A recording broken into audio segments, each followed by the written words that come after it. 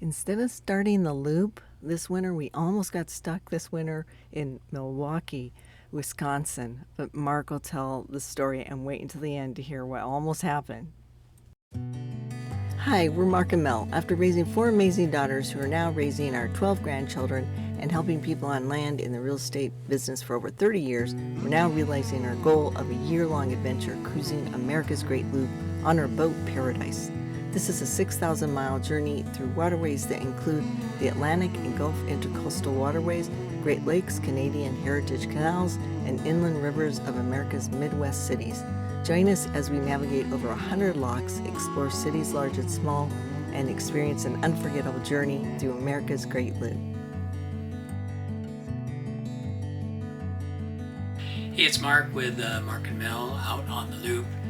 I just wanted to take a few minutes and share with y'all a little bit about our boat buying experience and how that thing all progressed. Been dreaming about the loop for many years now, probably in my case 20 years or so. But we decided this year, 2023, that we would go ahead and pull the trigger. We decided to go to the spring rendezvous for AGLCA this last May, and kind of as a way to kick off our boat shopping and real quest for knowledge about the loop. So we attended that, and we planned to look at as many for sale boats in the area as we could while we were there.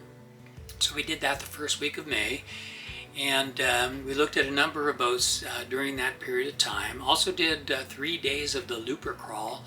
Although those boats weren't for sale per se, it really helped us get a better perspective as to what we were looking for in a boat, the type of boat we wanted to focus on. Very first day we were in town, there was one boat on our radar we had seen online, and it was in Belhaven, North Carolina at the time. They were actually on the loop themselves, the current owners of the boat at that time.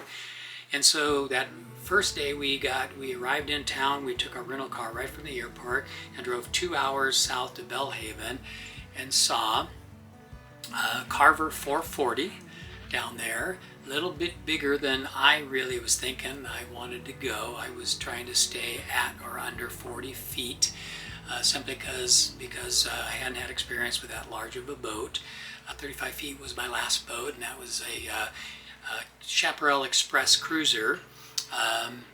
Had sleeping accommodations, a galley and head and shower and all that, but much smaller than these motor yachts, just 10 feet longer.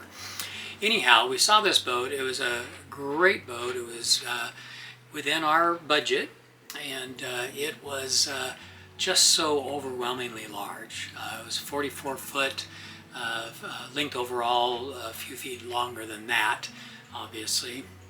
But it was just a little overwhelming, but really in good condition, well maintained, and a lot of updates done by the current owners who have owned it at that time just about a year, and they were on the loop. So we had that one on our radar, came back to the rendezvous. During those 5 days or 6 days we were there, we traveled out to different areas and looked at several boats while we were there. But nothing compared condition-wise to the boat that we had first seen that first day. And then toward the end of the rendezvous, we thought, well, let's take another look at that Carver 440 down in Belhaven. So the last day we were there, before we had to fly out, we had time to go visit the boat again, and fortunately they had continued up the loop, and they had moved about an hour driving distance closer for us, and the boat was in Elizabeth City, North Carolina. And so we visited them there again, saw the boat again. This time it was a much calmer day than it was the first time. It was a super windy day, so it was a little bit, the boat was shaking and rocking. It was on a free wall, or free dock in Belhaven. This time it was on a city wall in Elizabeth City. Very calm day. We spent a couple hours with the sellers again. Got a lot more into what the boat's features were, its systems and everything. and we're very impressed by that boat. So that was that first boat we saw that very first day. By the end of the rendezvous, was number one on our list, but we still wanted to look more. So we flew home to Arizona, and we've continued to look at boats on Yacht World and whatnot. And every boat we looked at, even online, just the pictures and such that were available online, just clearly did not compare condition-wise and such to the boat that we'd seen the first day. So we decided that we really wanted to try to narrow down our boat by the second week of June.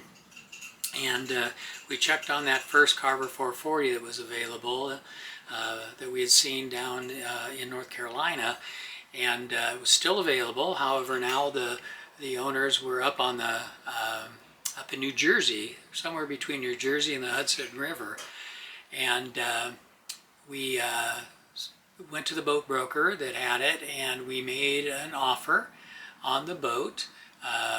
The offer was accepted, including something that apparently is pretty rare according to the boat broker in the world of boat buying and selling. These people were continuing the loop and wanted to complete their loop around August or September this year, because they actually had to go back home to Europe, where they were actually from. Nothing to do with boating at all. They just had a reason that they had to go home and wouldn't be able to come back for quite some time, so that's why they were selling the boat. So they wanted to continue their loop up until August or September, and we actually thought that would work best with our schedule. We were going to be in a much better place to move out of the home and move onto the boat around September or so than we were back in June. So they agreed to that, and we agreed to a price based on the fact that the boat was going to have a couple hundred more hours on it than it did at that time when they got to where their stopping point that they had chosen was Milwaukee, Wisconsin. So we arranged to have a survey done after they got to after they were going to get to Milwaukee in the first week of August. So they arrived in Milwaukee around August 1st. They actually acquired a slip. They found an open slip at a yacht club there, a very small yacht club. Oh, maybe 60 or 70 slips, if that many. Tiny little place, but a great deal, super affordable daily rate on the boat, and they had it. They had reserved it through the month of August, and they were told that it was available the whole month of September as well. And we thought, well, that'd be great if we could close on the boat and keep it there all the way through September, because we weren't going to take possession of it or get on board anyway right away. So we went ahead and did the survey, had a few issues there that we negotiated a little bit more price-wise on the boat to take care of some things on the survey, but otherwise a very strong survey for a boat that was a 1994, so it was nearly 30 years old. And then got that survey done, and we closed on the boat on the 18th of August. And we weren't even in town. I flew out for the survey. We hired a Caterpillar dealer, technician from the local Caterpillar dealer, to do an engine survey plus a hull surveyor, and was very satisfied with everything. We closed on the boat on the 18th of August, and that happened to be a Friday, and so we were happy boat owners on by the end of the day Friday. And then the owners were going to stay on the boat for 2 more days, get it cleaned up, move into a hotel for another couple nights before they took their flight back home to Europe. And the morning of the Saturday after we closed on the boat, I woke up a little later than normal and found 2 missed calls, one from the boat broker and one from the current owner of the boat. And I thought, uh-oh, what's going on? Well, it turns out that the previous owners, now the night before, they had gone up to the restaurant there at the yacht club where the boat was at and where it was going to stay for us as late as the end of September, so we thought. And they learned by talking to some local members there at that yacht club that the inlet to this very small harbor is already very shallow, between 6 and 7 feet, and that this time of year it begins to silt up a lot and eventually gets so shallow that larger boats like ours, this Carver 440, couldn't even get out. And this was the first that the owner had heard of this, even though he'd planned to stay there, or at least reserved it through the end of August. And I had already made arrangements to stay for at least another 30 days after we closed on the boat on the 18th, for another 30 days.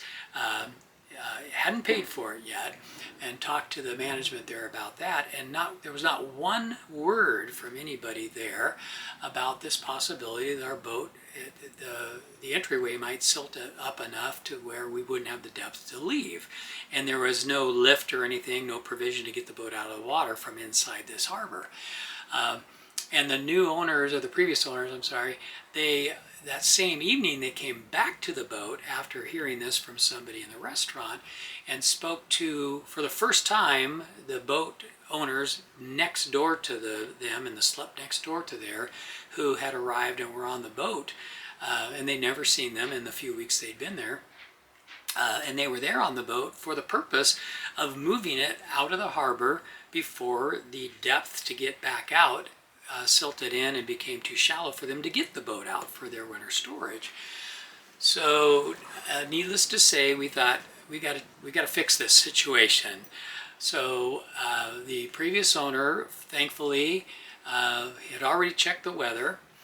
They had from that Saturday till Tuesday, and they before they flew out on Wednesday, and they agreed that they were very willing to move the boat for us. So they agreed to move it, already checked the weather, and they determined that the next day, Sunday, was really the only day on the forecast that would work well, that would be nice enough for them to get the boat the 30 miles south to where it's at now, which is North Point Marina in Winthrop Harbor, Illinois, about a 30-mile trip. So they moved the boat. I arranged a slip at North Point, which was kind of already on our radar because we talked to them about the possibility of bringing it here if we couldn't keep that slip up in the Milwaukee area. So they moved it, battened it down, cleaned it up, took an Uber car back to get their rental car, which was up in Milwaukee, and then flew off back home to Europe on Wednesday. And so we arrived on the boat. I'm sitting aboard the boat right now, as you probably figured out. I'm on the bridge of our new to us Carver 440, named Paradise.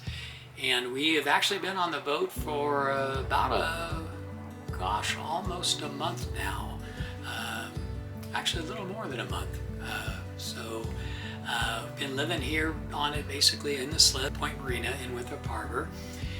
And getting all acquainted with the boat, doing a lot of boat projects, getting it ready to go. But that's how our boat buying process kind of went for us. Had that little snag at the end, which was kind of a scare, worried about the boat being stuck in this harbor practically for the entire winter, potentially, if we'd had that happen.